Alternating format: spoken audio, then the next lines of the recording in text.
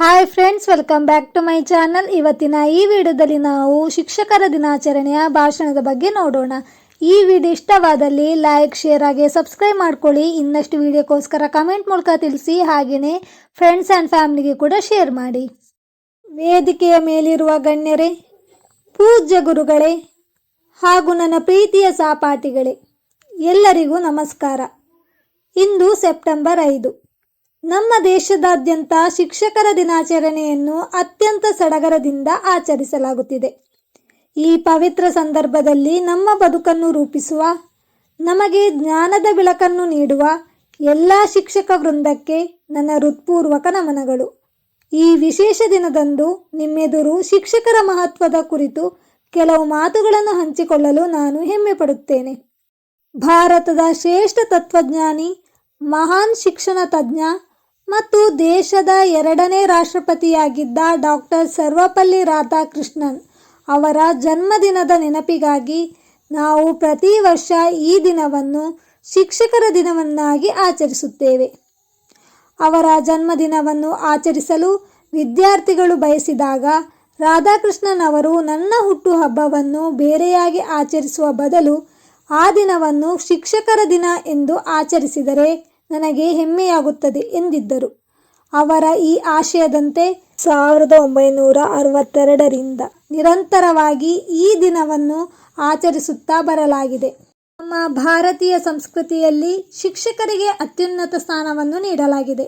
ಗುರುಬ್ರಹ್ಮ ಗುರುವಿಷ್ಣು ಗುರುದೇವೋ ಮಹೇಶ್ವರಃ, ಗುರು ಸಾಕ್ಷಾತ್ ಪರಬ್ರಹ್ಮ ತಸ್ಮೈ ಶ್ರೀ ಗುರವೇ ನಮಃ ಎಂಬ ಶ್ಲೋಕವು ಗುರುವನ್ನು ತ್ರಿಮೂರ್ತಿಗಳಿಗೆ ಹೋಲಿಸುತ್ತದೆ. ತಂದೆ ತಾಯಿ ನಮಗೆ ಜನ್ಮ ನೀಡಿದರೆ ಆ ಜನ್ಮಕ್ಕೆ ಒಂದು ಅರ್ಥವನ್ನು ತಂದುಕೊಡುವವರು ನಮ್ಮ ಶಿಕ್ಷಕರು. ಕೇವಲ ಪಠ್ಯಪುಸ್ತಕಗಳ ಜ್ಞಾನವನ್ನಷ್ಟೇ ಅಲ್ಲದೆ ಜೀವನದ ಮೌಲ್ಯಗಳು, ಶಿಸ್ತು, ಸಂಸ್ಕಾರ ಮತ್ತು ಒಳ್ಳೆಯ ನಡತೆಯನ್ನು ನಮಗೆ ಕಲಿಸುವವರು ಗುರುಗಳು. ಶಿಕ್ಷಕರನ್ನು ದೇಶದ ಶಿಲ್ಪಿಗಳು ಎಂದು ಕರೆಯಲಾಗುತ್ತದೆ.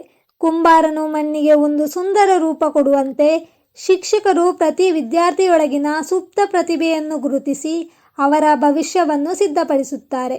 ನಾವು ತಪ್ಪು ಮಾಡಿದಾಗ ತಿದ್ದಿ, ಸೋತಾಗ ಧೈರ್ಯ ತುಂಬಿ, ಗೆದ್ದಾಗ ಬೆನ್ನು ತಟ್ಟಿ ನಮ್ಮನ್ನು ಯಶಸ್ವಿನತ್ತ ಮುನ್ನಡೆಸುತ್ತಾರೆ.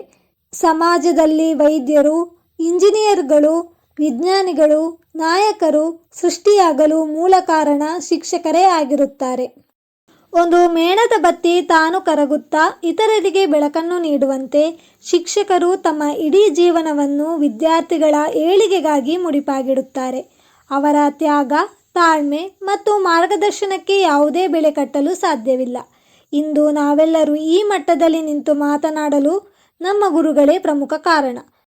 ಈ ಸುದಿನದಂದು ನಮ್ಮ ಮೇಲೆ ಅಪಾರ ಪ್ರೀತಿ, ಕಾಳಜಿ ಇಟ್ಟು ನಮಗಾಗಿ ಶ್ರಮಿಸುತ್ತಿರುವ ನಮ್ಮ ಶಾಲೆಯ ಎಲ್ಲ ಶಿಕ್ಷಕರಿಗೆ ಧನ್ಯವಾದಗಳನ್ನು ಅರ್ಪಿಸುತ್ತೇನೆ. ಕೇವಲ ಇಂದು ಮಾತ್ರವಲ್ಲದೆ ನಮ್ಮ ಜೀವನದ ಪ್ರತಿ ಹಂತದಲ್ಲೂ ನಿಮ್ಮ ಮಾರ್ಗದರ್ಶನವನ್ನು ನೆನಪಿನಲ್ಲಿಟ್ಟುಕೊಳ್ಳುತ್ತೇವೆ.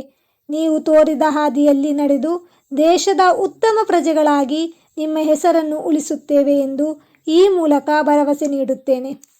ನನ್ನ ಈ ಭಾಷಣವನ್ನು ಆಲಿಸಿದ ವೇದಿಕೆಯ ಗಣ್ಯರಿಗೂ ಹಾಗೂ ನನ್ನ ಪ್ರೀತಿಯ ಮಿತ್ರರಿಗೂ ವಂದಿಸುತ್ತಾ ಮತ್ತೊಮ್ಮೆ ಜಗತ್ತಿನ ಎಲ್ಲ ಗುರು ವೃಂದಕ್ಕೆ ಶಿಕ್ಷಕರ ದಿನಾಚರಣೆಯ ಹಾರ್ದಿಕ ಶುಭಾಶಯಗಳನ್ನು ಕೋರುತ್ತಾ ನನ್ನ ಮಾತುಗಳನ್ನು ಮುಗಿಸುತ್ತೇನೆ.